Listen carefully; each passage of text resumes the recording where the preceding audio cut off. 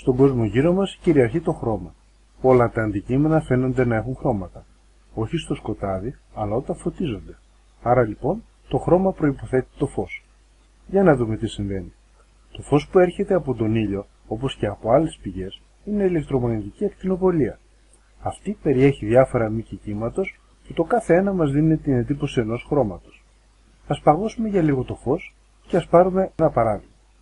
Την επιφάνεια αυτή τη βλέπουμε κίτρινη, διότι όλα τα μήκη κύματος απορροφώνται εκτός από αυτού του κίτρινου χρώματος.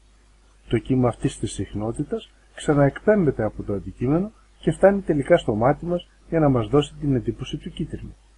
Το ίδιο συμβαίνει για όλα τα υπόλοιπα χρώματα.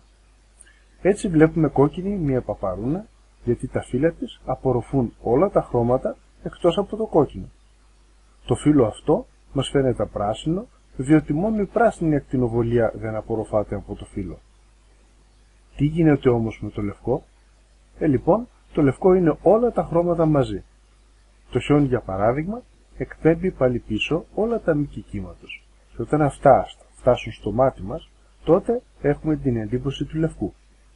Α, κατάλαβα, θα σκεφτείτε. Δηλαδή, αν αναμίξουμε όλα τα χρώματα του εργαστηρίου θα βγει το λευκό, Όχι, όχι.